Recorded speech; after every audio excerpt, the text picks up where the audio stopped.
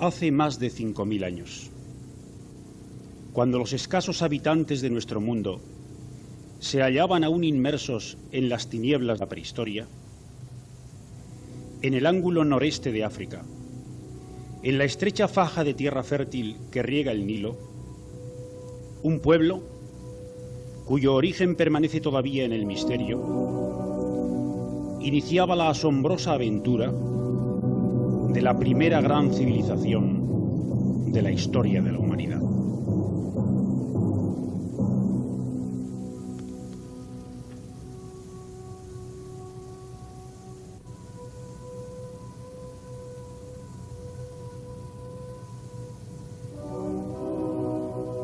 Hemos ido a Egipto. Hemos remontado el curso majestuoso del Padre Nilo, desde el Cairo hasta la Alta Nubia. Hemos trepado a la cúspide de la Gran Pirámide y recorrido las galerías subterráneas del Valle de los Reyes. Hemos sentido ante la Esfinge el vértigo de la historia y paseado por la sala hipóstila del templo de Karnak. Y nos hemos dejado penetrar por la magia de esta maravillosa tierra del Egipto.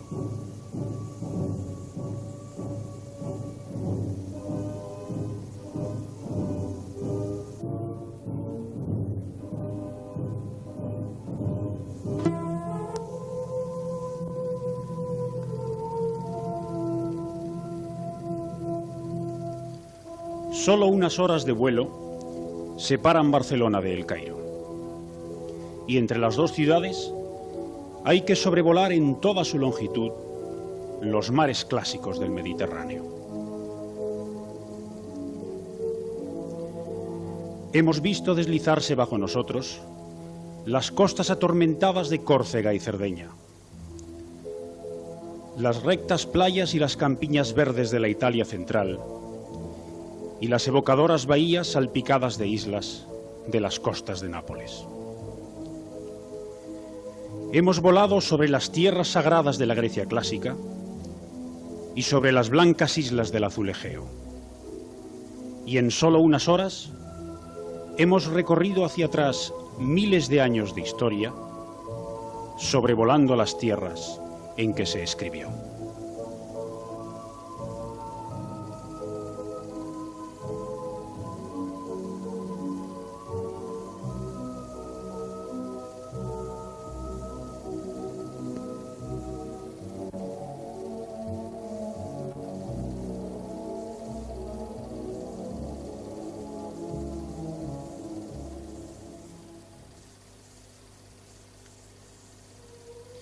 Cuando por la mañana nos despertamos en El Cairo, oímos llegar hasta nosotros el bullicioso palpitar de la mayor ciudad del mundo islámico.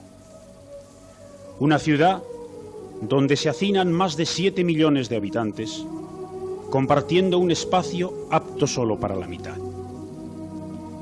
El Cairo, una de las más coloristas, incómodas y ajetreadas ciudades del mundo. Y una ciudad fascinante al mismo tiempo, puerta de entrada al increíble mundo de la civilización faraónica. El Nilo corta en dos a El Cairo. Casi reverencialmente nos hemos acercado por primera vez a sus aguas.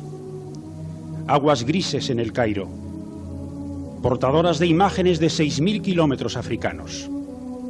Aguas que han llevado la vida al largo valle entre la eterna amenaza de los inmensos desiertos que lo flanquean.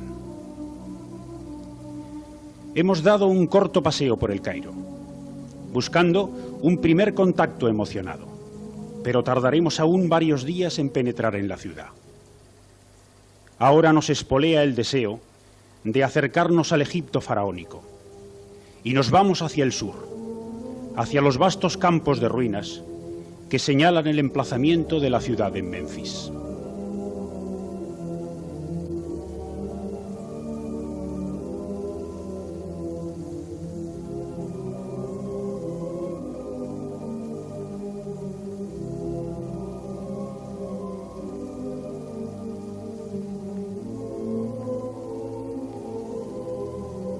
una gran esfinge de alabastro, con el rostro del gran Ramsés II, marca el lugar. Pero Menfis no es sino un palmeral salpicado de pequeñas colinas de escombros. Los árabes utilizaron sus venerables piedras para construir la ciudad del Cairo, y solo quedan hoy, como testigos maltrechos del fastuoso pasado de Menfis, fragmentos de estatuas colosales diseminados acá y allá en el amplio área que ocupara la capital del Bajo Egipto. El templo de Petá era uno de los grandes santuarios del antiguo Egipto, y Ramsés II, para glorificarse a sí mismo, puso en él dos grandes colosos que los arqueólogos han sacado a la luz. Uno de ellos ha ido a adornar una plaza de El Cairo. El otro yace aquí, en el mismo lugar donde fue hallado, en el recinto del santuario de Petá.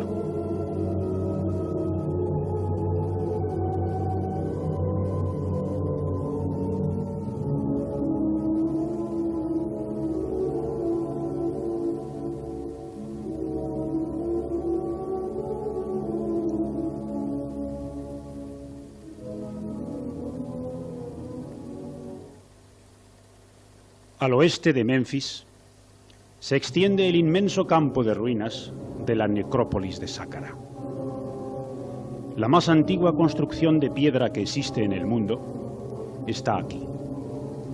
Es la pirámide escalonada del faraón Zoser, que reinó sobre Egipto en la tercera dinastía, hace más de 4.600 años. La inmensa pirámide que le sirviera de túmulo y las magníficas construcciones de su recinto funerario fueron diseñadas por el gran arquitecto Imhotep, amigo y confidente del faraón, cuya sabiduría se haría proverbial entre los egipcios y llegaría a elevarle al rango de dios entre los griegos. Asclepios, el dios de la medicina, no es otro sino el viejo Imhotep, el que en los albores de la civilización construyera lo que hoy nos parece una obra perfecta, una obra que solo muchos siglos de legado cultural pueden dar a la luz.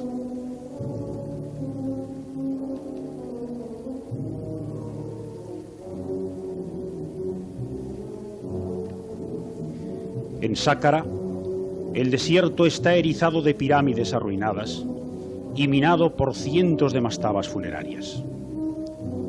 Durante siglos, los faraones y nobles de Menfis excavaron aquí, en la altiplanicie del desierto líbico, hacia el poniente, la ciudad de los muertos.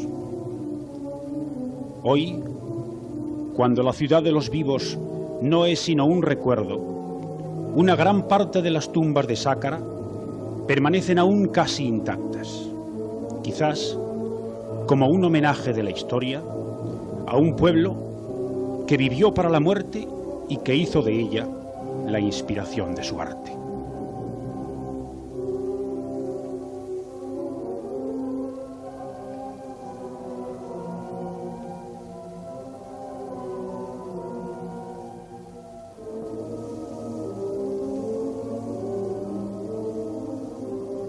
Las mastabas de los nobles en Sácara nos han legado, en magníficas pinturas y relieves, una visión fiel de lo que eran la vida y la muerte en el Valle del Nilo durante el Imperio Antiguo. Aquellos geniales artistas que en aquel lejano período de la civilización egipcia grababan los muros de las tumbas de Sácara, estaban lejos de saber que su obra, una obra destinada a las tinieblas y a la muerte, no sería superada en toda la historia de la humanidad.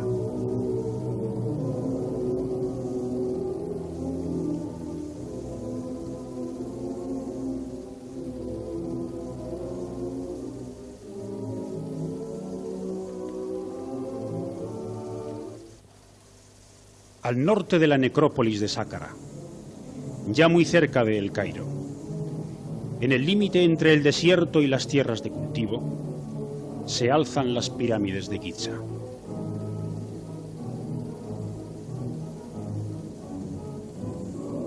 Hemos subido, en una calesa para turistas, la cuesta que desde el valle conduce a los pies de la Gran Pirámide.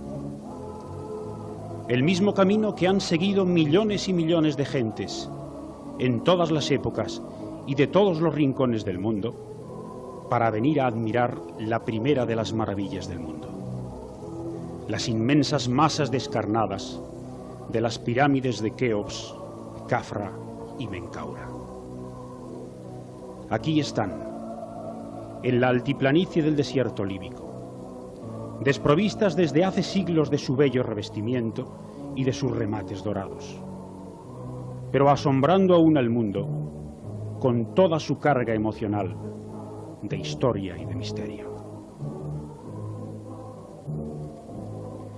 A los pies de las pirámides, con su extraño y mutilado rostro mirando hacia el este, hacia allí donde el dios Ra inicia cada mañana su peregrinar celeste, la Esfinge, símbolo de todo lo enigmático, parece vigilar el valle del Nilo, la estrecha y fértil faja de tierra y agua que durante más de 4000 años ha sido su paisaje.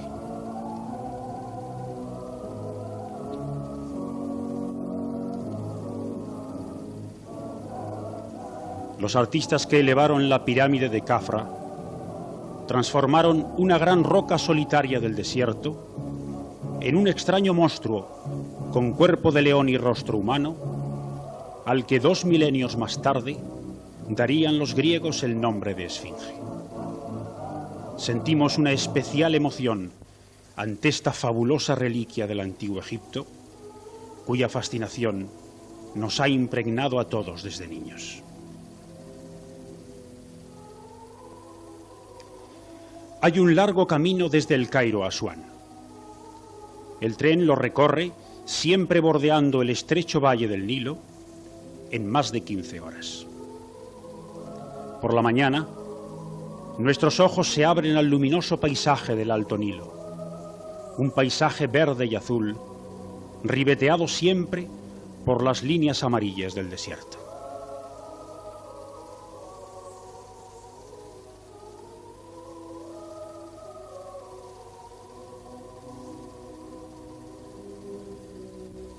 En Asuán, el Nilo es azul, de un intenso e increíble azul. Las velas blancas de las pequeñas barcas que lo cruzan destacan nítidas sobre el fondo cobalto del agua.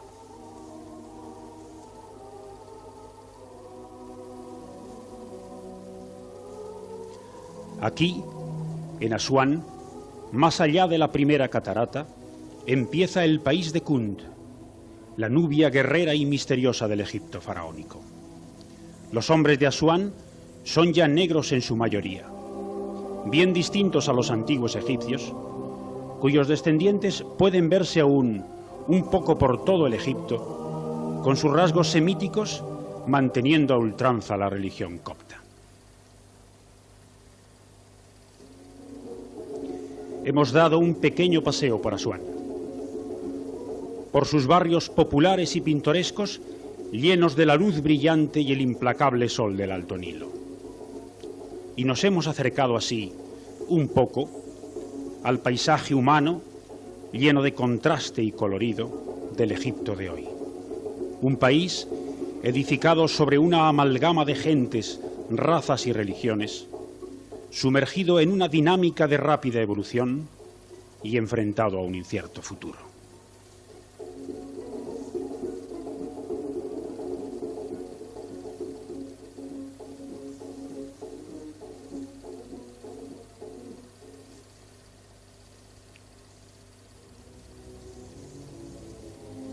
En la isla de Elefantina, junto a la ciudad actual, asentaron los egipcios el núcleo de población que dio origen a Asuán. Un pequeño poblado de beduinos, ocupa hoy el lugar donde antaño se elevaron los templos de los dioses de la primera catarata. Koum, el de cabeza de carnero, guardián de las cavernas del Nilo, y Anoukis, su esposa, diosa de las aguas. Las excavaciones están sacando a la luz los relieves polícromos de sus templos. Brigadas de felas, entre nubes de polvo, van sacando de la tierra ardiente las bellas piedras faraónicas, y poco a poco vuelven a elevarse en las arenosas riberas de la isla los viejos templos de los dioses del Nilo.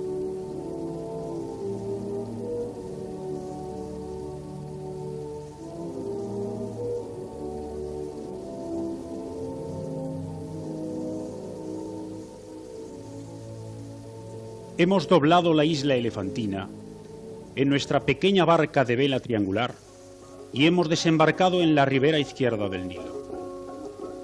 Allí está, sobre un montículo, dominando el valle, el mausoleo del Aga Khan. El jefe religioso de los ismaelitas quiso venir a reposar aquí, en este paisaje luminoso y ancho de Asuán. Y aquí se hizo construir un sencillo recinto de estilo fatimí, bajo cuya cúpula se halla el sarcófago de mármol blanco que guarda sus restos.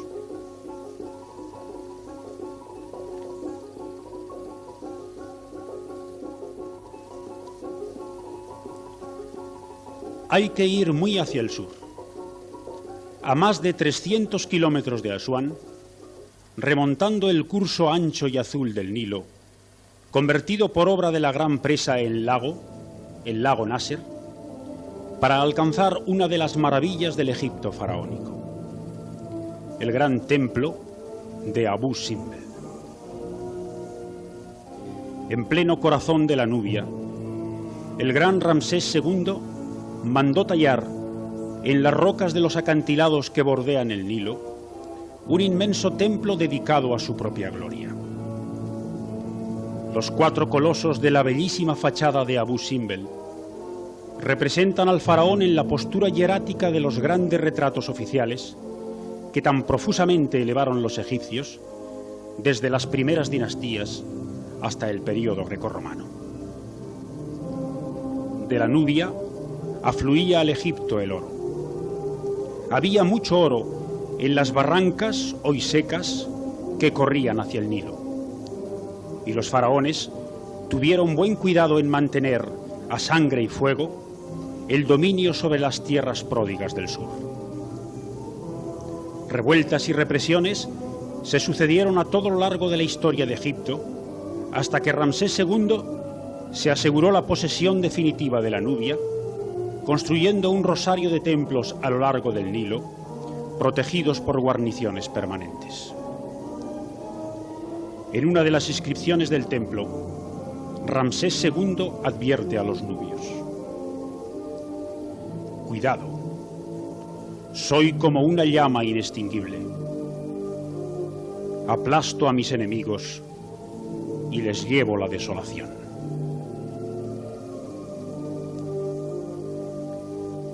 Pero su carácter semiguerrero no impidió que los artistas de la 19 dinastía dejaran en Abu Simbel una de las más impresionantes obras salidas de sus manos. La piedra ha sido meticulosamente trabajada. Con qué asombrosa técnica lograron los antiguos egipcios labrar estos colosos directamente sobre la roca de los acantilados.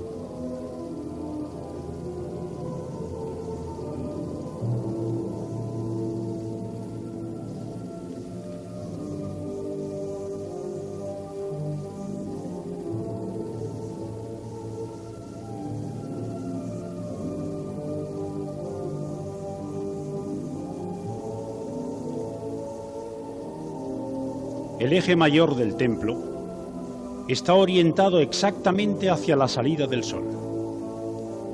Cuando éste se eleva, sus primeros rayos penetran como cuchillos en las tinieblas, iluminando los pilares osiríacos de la gran sala y las sagradas estatuas de los dioses, que desde hace más de 3000 años se sientan en el Sancta Sanctorum del templo.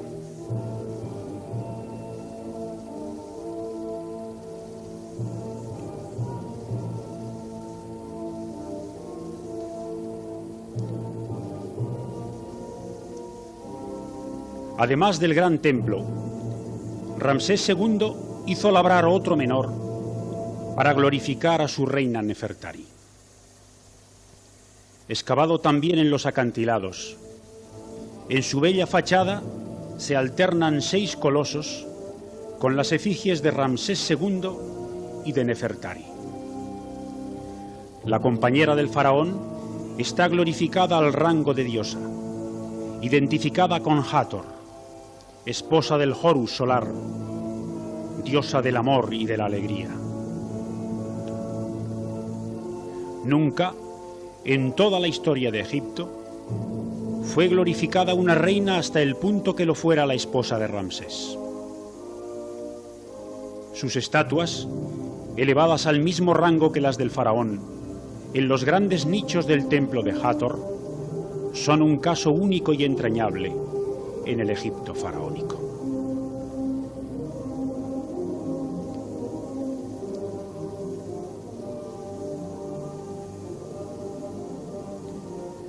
Al construirse la gran presa de Asuán, que ha elevado en 70 metros el curso medio del Nilo en la Nubia, la UNESCO lanzó una llamada al mundo para que todos los gobiernos colaboraran en la empresa de salvar los templos de Abu Simbel de su desaparición bajo las aguas. Y así, los grandes colosos de Ramsés fueron cortados en grandes trozos y reconstruidos luego 100 metros más arriba en una colina artificial que reproduce fielmente el cuadro primitivo.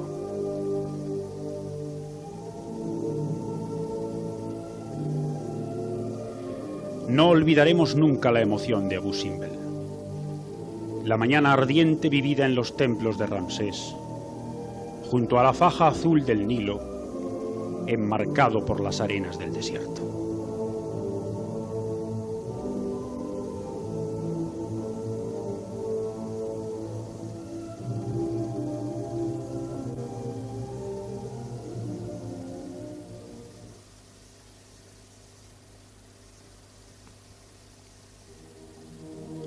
La alta presa de Asuán es la gran esperanza de Egipto.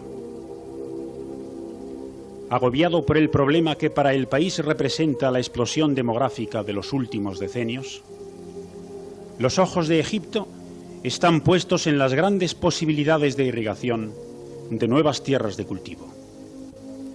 Más de 150.000 millones de metros cúbicos de agua, embalsada en el lago Nasser, esperan por el momento la puesta a punto de las necesarias obras de irrigación para convertir en tierra fértil los desiertos que flanquean el valle del Nilo.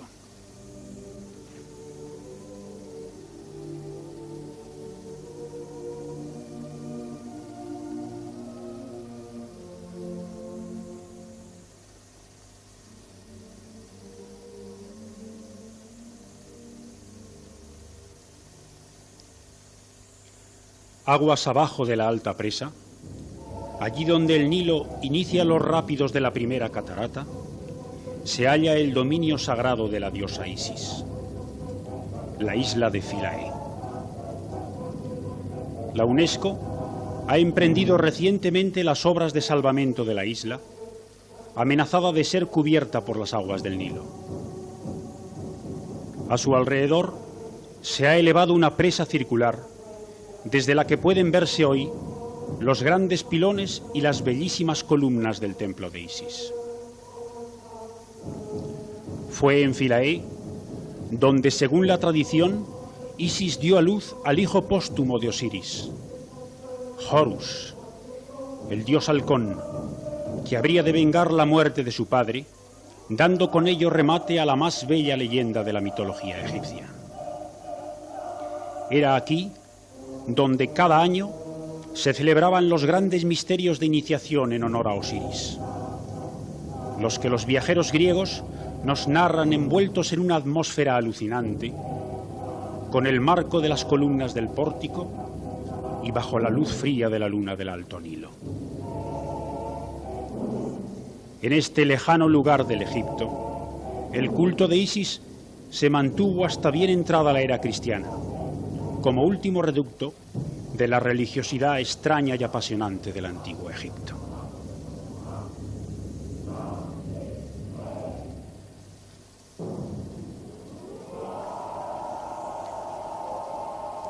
Nos despedimos de Asuán con el ritmo monótono de una danza improvisada en los muelles del hotel que levanta su moderna y anacrónica silueta en el extremo norte de la isla elefantina.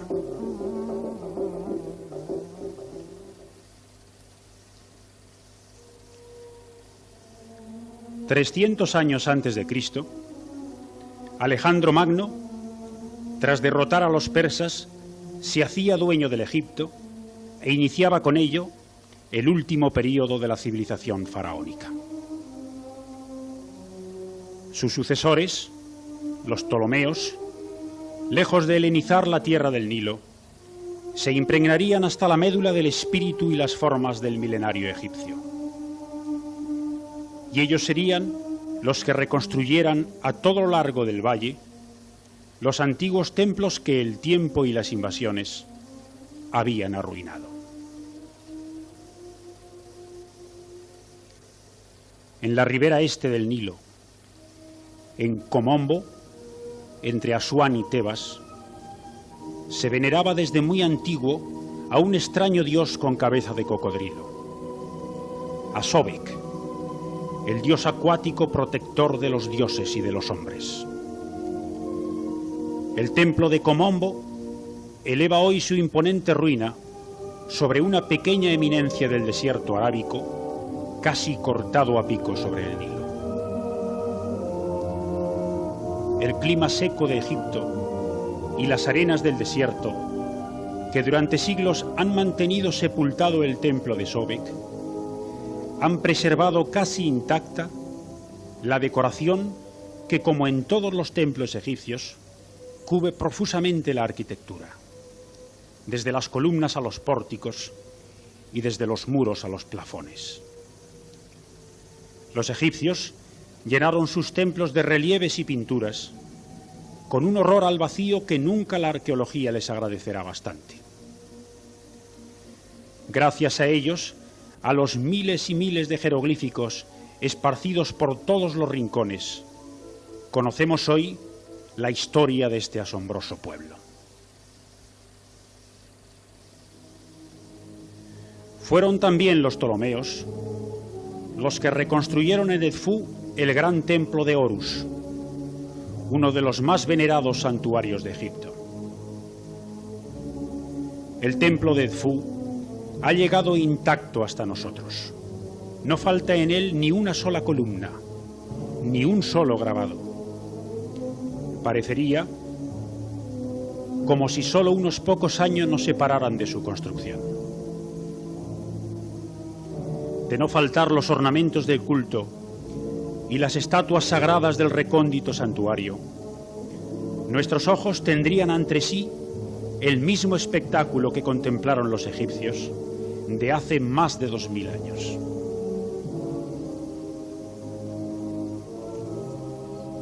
El templo de Edfú es considerado hoy como el arquetipo del templo egipcio. Los elementos que componen la planta tradicional y que pueden verse en proporciones diversas o mezclados con construcciones accesorias o enmarañados incluso en verdaderos laberintos arquitectónicos en muchos templos de Egipto, adquieren en Edfú su disposición justa, sus proporciones más equilibradas, su más bella combinación. Al gran pilón sigue el magnífico patio porticado y a este una sucesión de salas hipóstilas y vestíbulos que van reduciendo sabiamente sus dimensiones al progresar en el eje del templo. Al fondo, rodeado de capillas misteriosas, se halla el santuario que contiene aún el naos de granito rojo en el que resplandecía la sagrada estatua del dios.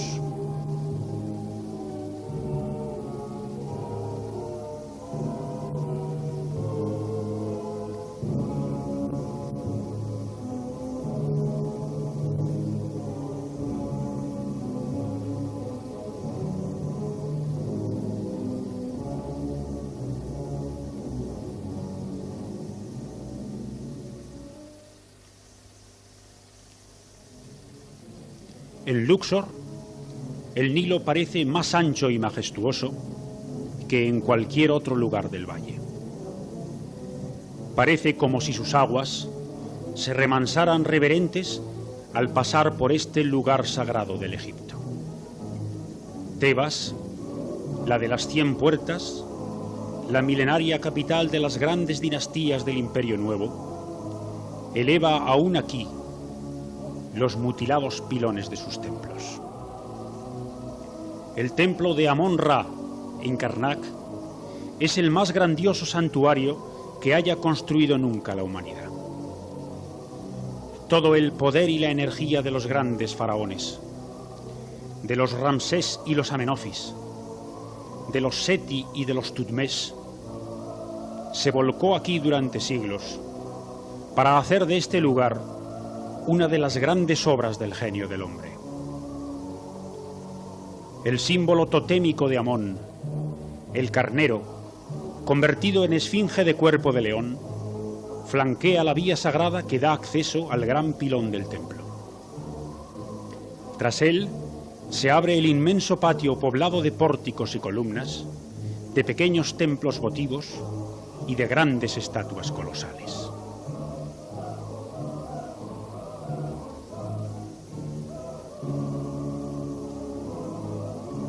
Karnak es obra de muchas generaciones y de sus múltiples etapas de construcción ha resultado un conjunto heterogéneo en el que, partiendo de un primitivo núcleo cuyo origen se remonta quizás al Imperio Antiguo, cada faraón hizo construir nuevas edificaciones, a veces destruyendo para ello parte de la obra de sus antecesores. De esta manía constructora que los faraones mostraron en Karnak, de este afán de dejar su propia huella en el santuario del más venerado de los dioses, resultó este laberinto de construcciones de los más diversos estilos, que es el templo de Karnak. La ruina de muchas de sus partes ha hecho aún más caótico el aspecto del gran templo, y uno se siente desorientado en el inmenso recinto de casi 3 kilómetros de perímetro, en el que se agrupan desordenadamente las ruinas de varios templos y de cientos de construcciones auxiliares.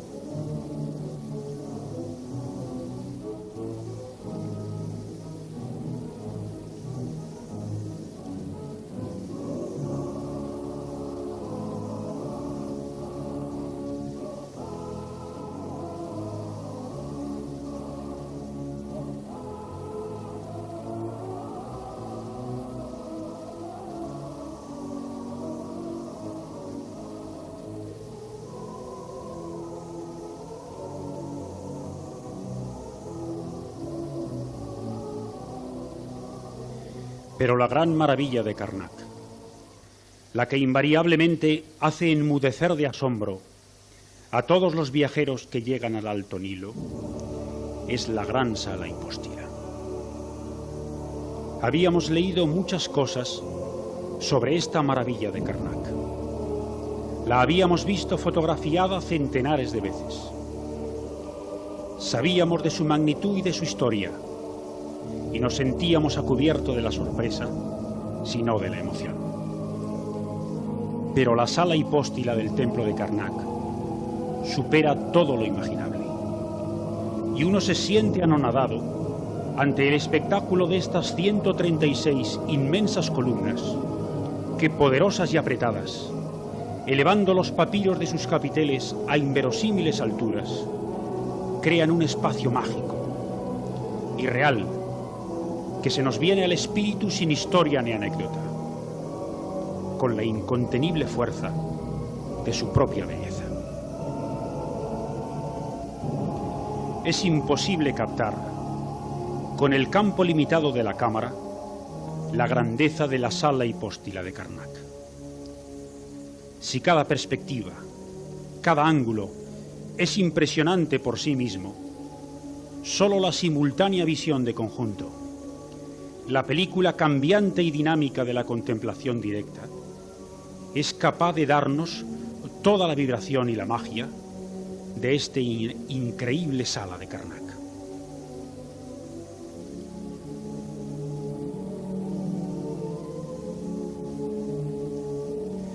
guardaremos siempre, como una de nuestras más bellas emociones, el recuerdo de unas horas pasadas en Karnak, de noche, paseando por entre las columnas de la sala hipóstila, suavemente iluminadas por una azulada penumbra, y sintiendo gravitar sobre nosotros la carga emocionada de más de 4000 años de historia.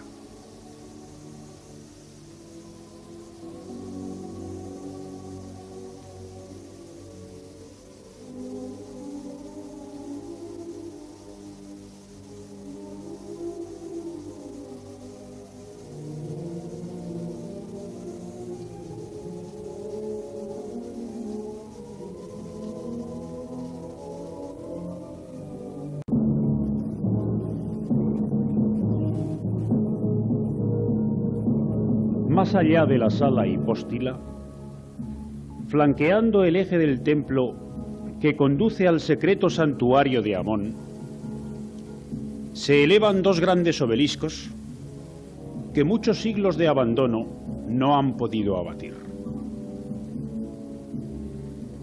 El erigido por la reina Hatshepsut es el mayor de cuantos se conservan.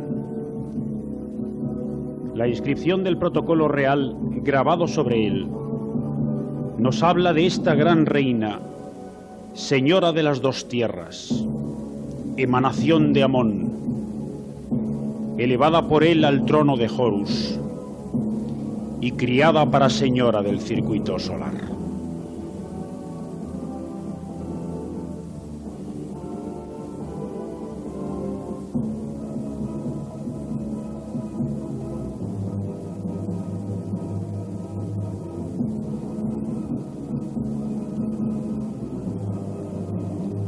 El escarabajo, el que hace rodar eternamente por el cielo el disco solar, era uno de los más venerados y antiguos símbolos de Ra.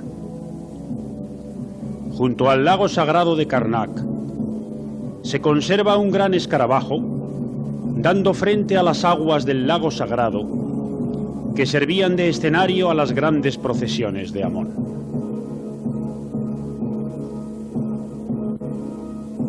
Al llegar cada año la crecida del Nilo, al inundarse los campos con su fértil limo, el dios era sacado de su recóndito santuario sobre una gran barca en la que navegaba sobre el lago sagrado y en la que luego era conducido a hombros de 30 sacerdotes hasta el cercano templo de Opet, en donde se celebraban los ritos de los esponsales del dios.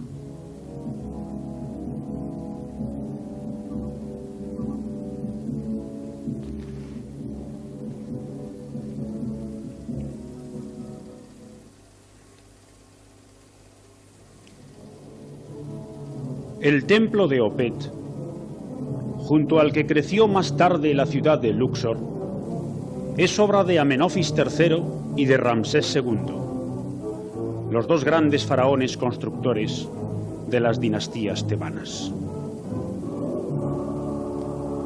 6 grandes colosos de Ramsés se hallan dispuestos a lo largo del gran pilón. El agudo sentido escenográfico de los egipcios alcanza en estas sabias combinaciones arquitectónicas un asombroso grado de perfección.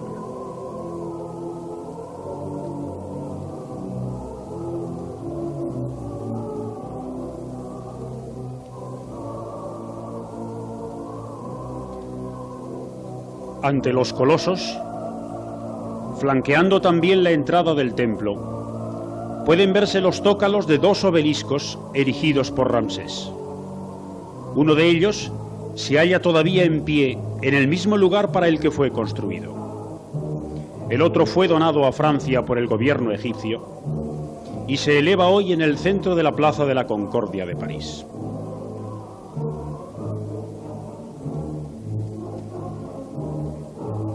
Franqueado el gran pilón, se entra en una sucesión de patios porticados y de grandes columnadas que, si no alcanzan la grandeza de Karnak, superan quizás a en belleza.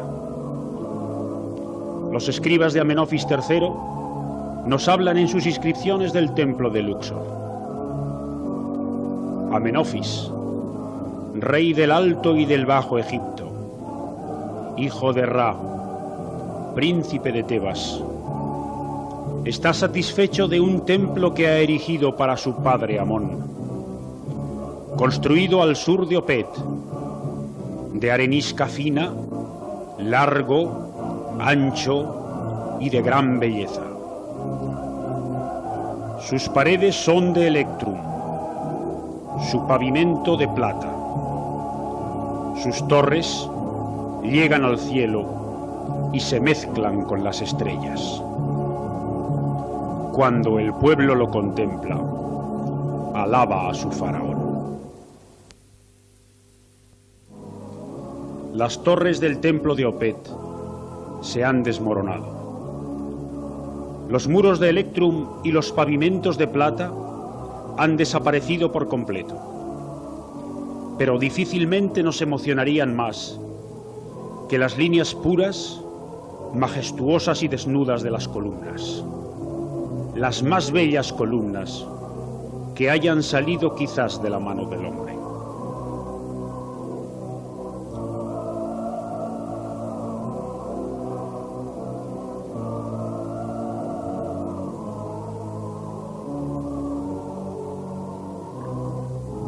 Ante estos armoniosos haces de columnas, coronados por las flores simbólicas de los dos Egiptos, como ante tantas otras reliquias faraónicas, no podemos sino maravillarnos de la potencia creadora de aquel pueblo fascinante.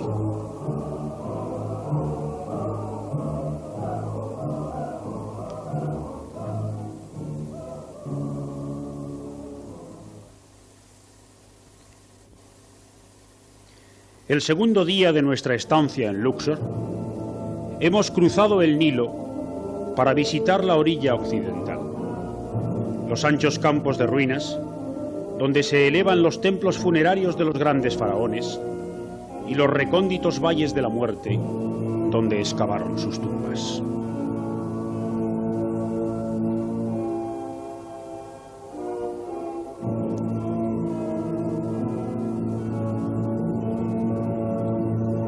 Del templo funerario de Amenofis III, solo quedan dos grandes estatuas que los griegos llamaron los colosos de Memnón.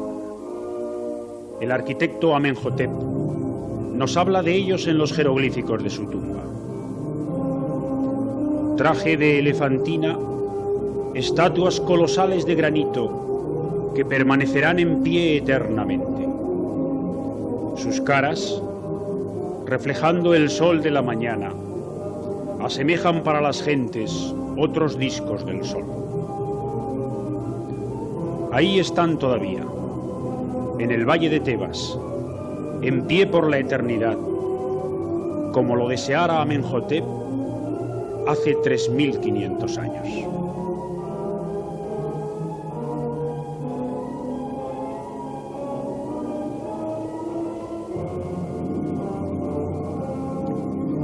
De entre los muchos templos funerarios cuyos restos se hallan esparcidos por el valle, el de Ramsés III es el más bello y el que nos ha llegado en mejor estado de conservación. Los faraones de las grandes dinastías tebanas abandonaron la pirámide tradicional para sus tumbas y labraron los hipogeos en el recóndito valle que conocemos hoy como el Valle de los Reyes. Pero el templo funerario, que en las dinastías menfitas se asociaba arquitectónicamente a las pirámides, fue construido ahora en la ancha faja de tierra que se extiende entre el Nilo y la cadena líbica, allí donde las gentes podían acudir fácilmente para glorificar al Ka del faraón muerto, lejos del desolado valle en que, como medida de seguridad contra los violadores de tumbas, era enterrada su momia.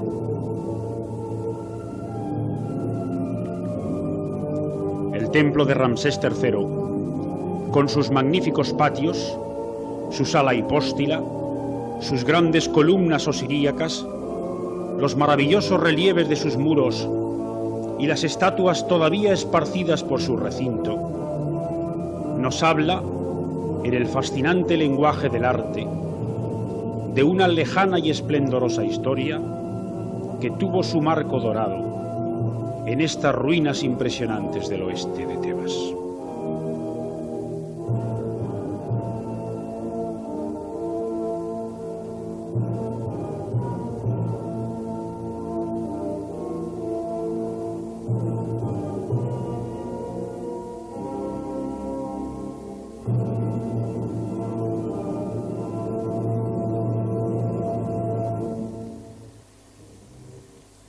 Los nobles, los cortesanos de las dinastías tebanas, excavaron sus tumbas en valles próximos al de los reyes, como 1000 años antes lo hicieran en Sáqqara, junto a las grandes pirámides de sus señores. Cientos de tumbas han llegado hasta nosotros, y sería una larga tarea visitar a fondo estos pequeños hipogeos en cuyos muros dejaron los artistas de Tebas una bellísima decoración, contrapunto de la que hemos visto ya sobre los muros de las tumbas de las primeras dinastías en Sáqqara. Hemos visitado solo 2 tumbas, sin duda las mejores que se conservan: la de Ramose, gobernador de Tebas en el reinado de Akenatón, y la de Nakht, escriba y astrónomo de Amón bajo Tutmés IV. En el vestíbulo de la tumba de Nakht se conserva una encantadora colección de pinturas. Muchas de ellas son las que nos llenan de admiración en las páginas de todos los libros sobre el Egipto de los faraones.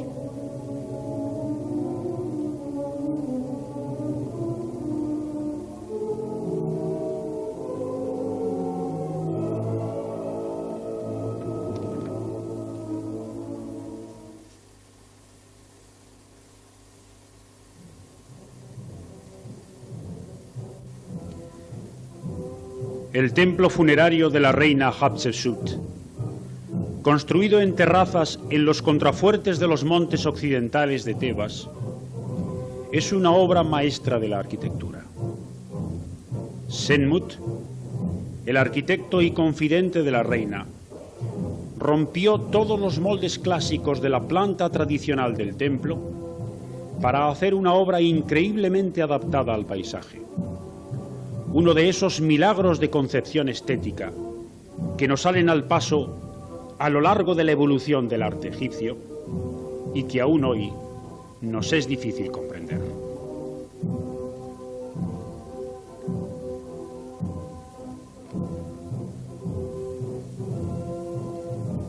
Sobre los muros del templo funerario de Hatshepsut hay una bellísima decoración en la que, junto a los tradicionales temas extraídos de los libros sagrados egipcios, la reina hizo representar lo que ella consideraba como la gran hazaña de su reinado: la expedición al Punt, el país de la mirra y el incienso. Estos preciosos productos eran consumidos para los ritos de momificación, pero Egipto se veía obligado a importarlos a través de la Nubia y el Sudán, de donde llegaban contaminados e impuros. La expedición cumplió su objetivo y de las lejanas costas de la Somalia se trajeron a Tebas 31 árboles de mirra. Hatshepsut se vanagloriaría de ello en las inscripciones de su templo funerario.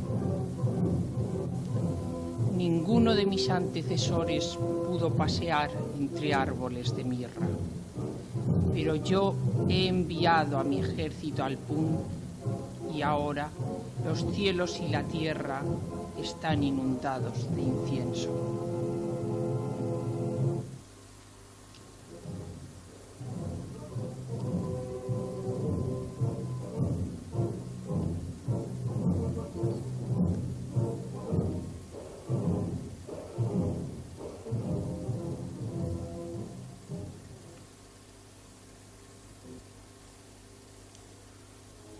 Una tierra de cal, blanca y ardiente. Unas colinas pardas y desiertas. Ni un solo árbol, ni un signo de vida. Acá y allá, oscuras galerías que se hunden en la tierra. El Valle de los Reyes. En este pequeño y desolado valle, elegido de la historia, excavaron sus hipogeos los grandes faraones del Imperio Nuevo. Fue Ineni, el arquitecto de Tutmosis I, el que, por mandato real, buscó un lugar apartado donde el Ka de los faraones pudiera entrar en paz en la vida fabulosa del más allá. Ineni lo narra en su propia tumba. Yo solo atendía a la excavación de la profunda tumba de su majestad. Nadie lo vio, nadie lo oyó. Y durante siglos, sus sucesores siguieron excavando aquí sus moradas eternas, en profundas y misteriosas galerías, almacenando en ellas fastuosas riquezas y grabando sus muros con preciosos relieves y pinturas. Quizás ningún otro lugar en la tierra ha cobijado jamás tantas riquezas como este pequeño rincón del Alto Nilo que hoy llamamos el Valle de los Reyes. Pero los ladrones de tumbas encontraron pronto el medio de violar los hipogeos reales de Tebas, y uno tras otro, todos ellos serían despojados de sus riquezas. Ya en la 21 dinastía, la inseguridad de las tumbas era tal que los sacerdotes de Amón decidieron trasladar las momias reales a un escondrijo de la montaña, lejos de la rapiña de los ladrones. Y allí estuvieron, olvidadas, hasta que en el siglo pasado, un afortunado arqueólogo encontró allí la fabulosa colección de momias reales de 4 dinastías que hoy podemos ver alineadas en la célebre Sala de las Momias del Museo de El Cairo. Solo una tumba real, la de Tutankamón, un faraón muerto a los 19 años, fue encontrada intacta hace 50 años. Y el mundo quedó asombrado ante las maravillas que los arqueólogos fueron sacando a la luz y que venían a hablarnos con el elocuente lenguaje del más depurado arte de la grandeza del Egipto faraónico.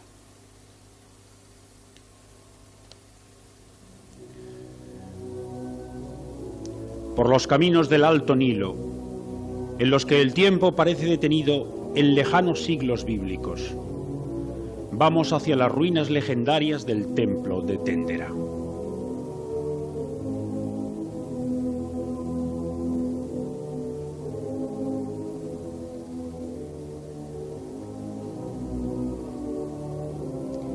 En Dendera se halla el santuario de una de las grandes diosas del panteón egipcio,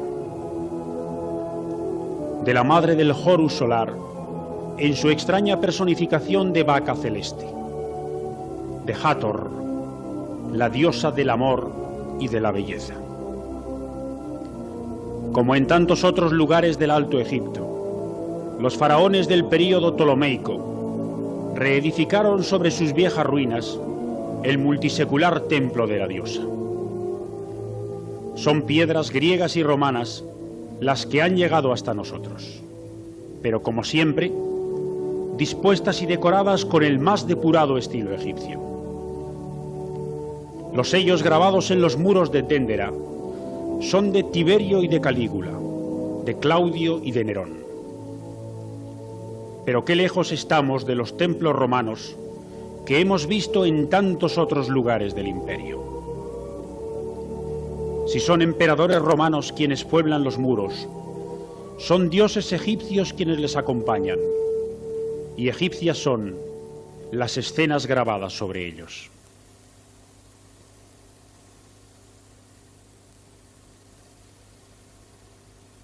Entre los bellísimos relieves del templo de Dendera se halla la única representación que conocemos de la reina Cleopatra, la intrigante mujer que tan decisivamente influyera en los destinos de Roma.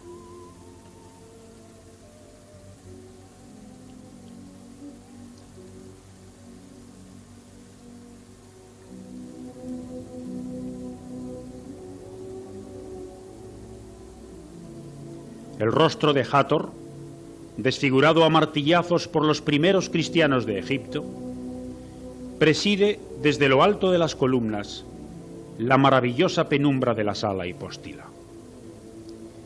Aún parecen frescos los colores de los altorrelieves que cubren apretadamente todos los muros del edificio. Entre estos relieves, en una de las muchas capillas escondidas y misteriosas que conserva el templo, se halla el célebre zodíaco circular de Déndera, una de las más bellas obras de arte que nos ha legado el Egipto ptolemaico.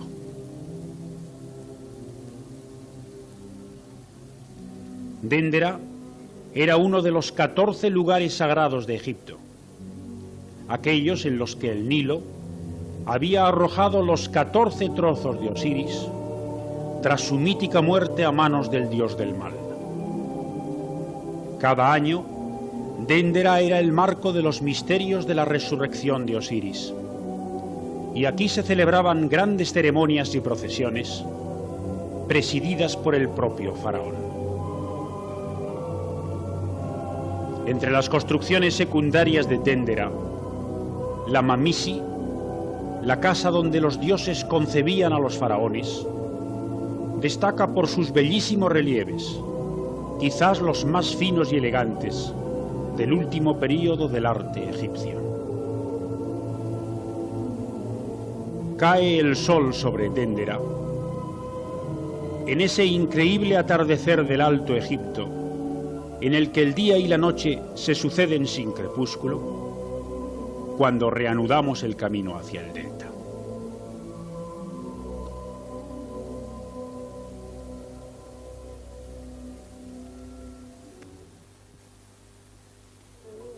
A la mañana siguiente, nos despiertan los bulliciosos arrabales de El Cairo.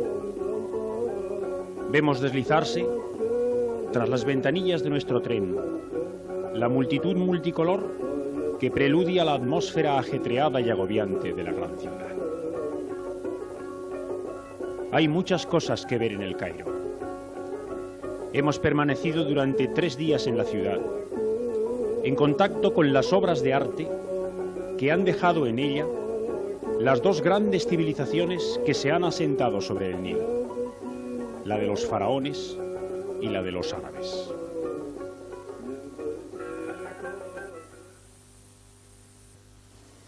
El Museo Egipcio es una de las maravillas de El Cairo. Aunque una gran cantidad de las obras de arte encontradas en el suelo de Egipto han ido a parar a museos extranjeros, el Museo de El Cairo permanece como la colección capital de antigüedades faraónicas. Desde la cerámica predinástica hasta las últimas esculturas del período romano, toda la larga historia del arte egipcio, con las infinitas variantes de más de 3000 años de dinámica evolución, está representada aquí a través de millares y millares de magníficas esculturas, de papiros y sarcófagos, de grabados y de joyas. De las primeras dinastías, las que elevaron las pirámides y grabaron las mastabas de Sácara, se conservan bellísimas obras, las mejores quizás que produjera Egipto en toda su historia. Con qué asombrosa lozanía, con qué cercana naturalidad nos miran aún las primeras obras de arte que ha producido la humanidad. Son pequeñas estatuas funerarias llenas de la vida que ya no poseían sus dueños. No puede concebirse nada mejor como depositario del alma del difunto. Parecería como si realmente el alma del muerto hubiera animado estas pequeñas estatuas que pueblan hoy el Museo de El Cairo.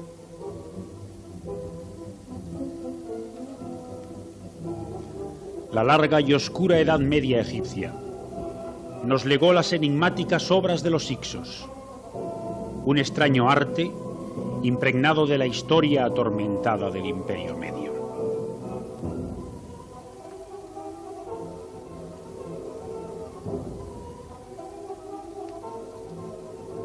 Luego, en Tebas, Egipto volvería a encontrar la grandeza del antiguo imperio. Y durante varios siglos, los faraones tebanos tejieron el grandioso capítulo del Imperio Nuevo. El tesoro de Tutankamón, compuesto de miles de magníficas piezas, es la gran atracción del museo. Entre esas piezas hay obras tan capitales como la Máscara de Oro, los maravillosos sarcófagos, el trono y toda una larga lista de obras maestras que se ha hecho universalmente célebre.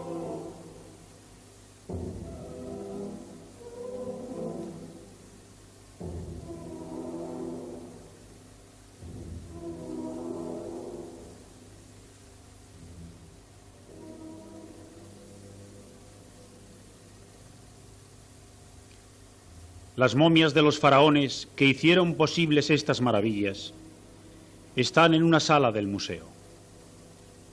Sentimos una extraña sensación de reverencia al enfrentarnos con los negros rostros de estos hombres que gobernaron Egipto en el cénit de su historia.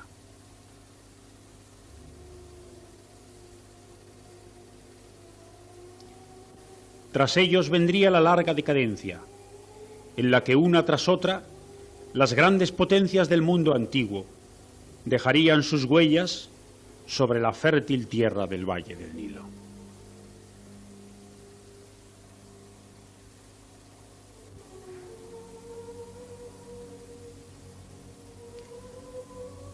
Hay más de 1000 mezquitas en El Cairo. Sus alminares caracterizan la silueta de la ciudad desde cualquier ángulo que se contemple. En su incontenible avance hacia la conquista del mundo, que emprendieron los árabes a la muerte del profeta, la tierra de Egipto, agotada e inerme, sería pronto hollada por los guerreros del Islam.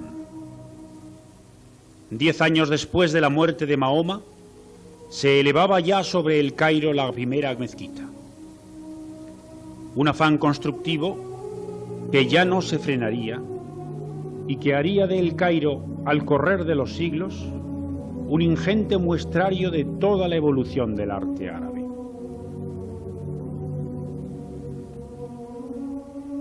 Sobre la colina de la Ciudadela y junto a ella se elevan las mejores mezquitas del Cairo.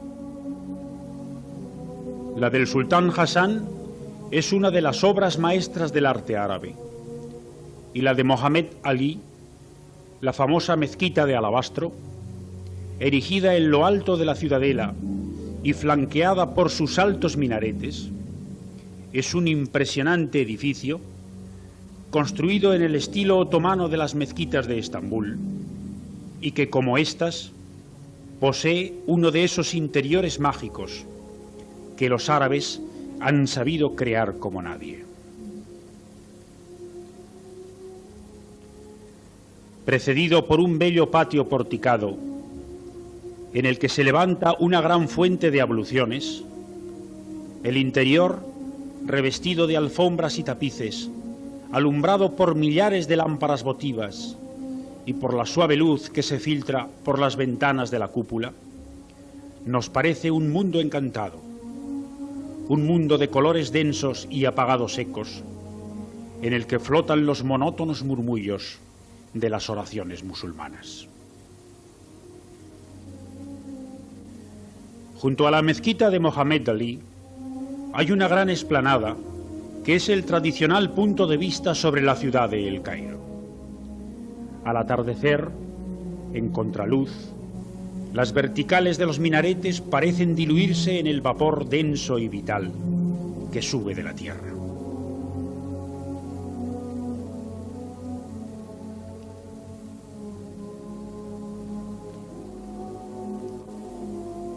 Hemos vuelto a la explanada de la Ciudadela por la mañana, con el sol atrás, para asomarnos de nuevo con otra luz al panorama incomparable de El Cairo.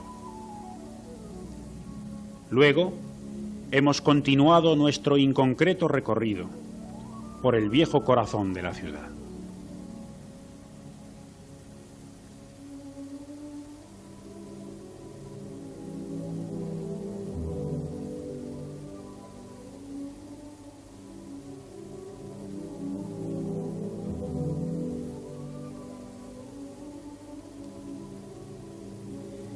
Es aquí, en medio de un increíble laberinto de calles sucias y pintorescas, donde se alza la noble arquitectura de la mezquita de Al-Azhar. Al atravesar la célebre puerta de los barberos, acuden a nuestra mente cuantas cosas hemos leído sobre esta mezquita santa del Islam, en la que durante siglos los musulmanes venidos de todos los rincones del mundo árabe han aprendido de sus fuentes la más pura ortodoxia de los versículos del Corán.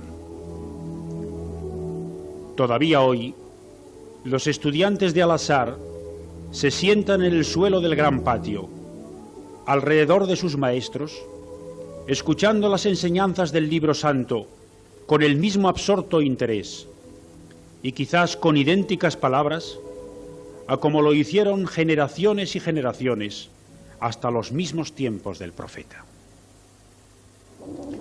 Junto a la mezquita de Al-Azhar se hallan las callejuelas inverosímiles que forman el famoso bazar de Han el-Jalili, en las que la multitud pintoresca del viejo Cairo se hace enjambre sonoro y abigarrado que le asalta a uno como una violenta agresión a todos los sentidos.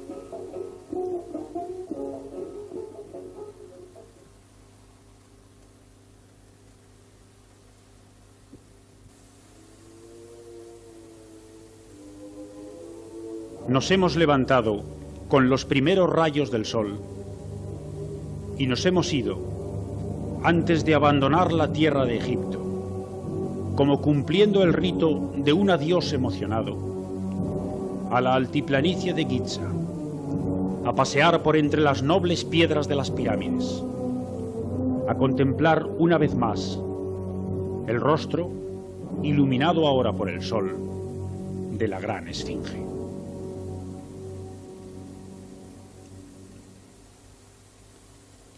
Hemos querido saborear el placer de andar de nuevo sobre las arenas del desierto, bajo las sombras milenarias e inmensas de una de las grandes obras del genio del hombre. Hemos querido captar nuevos ángulos inéditos, recrearnos en perspectivas insospechadas, iluminarnos con la amarilla armonía de la piedra y el desierto.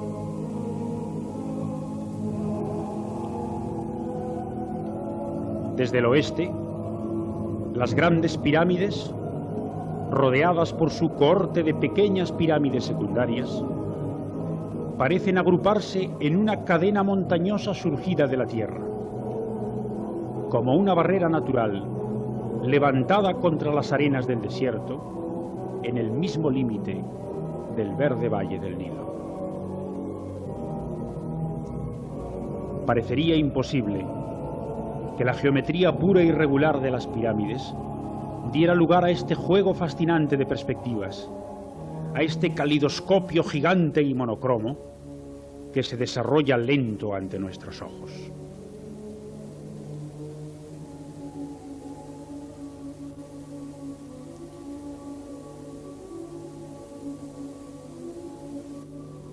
Nos hemos acercado a las piedras hasta tocarlas, hasta sentir el contacto cálido y oscuro de su enigmática historia.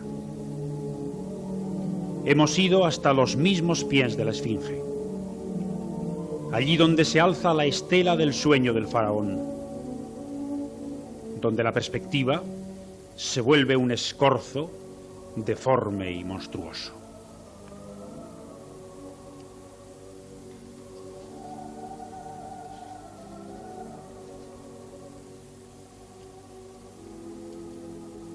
y nos hemos despedido aquí, de esta tierra maravillosa, de este valle donde el arte y la historia quisieron nacer y perdurar. En esta estrecha y luminosa faja de tierra, regada por el Nilo, hacia la que el hombre volverá siempre los ojos emocionados.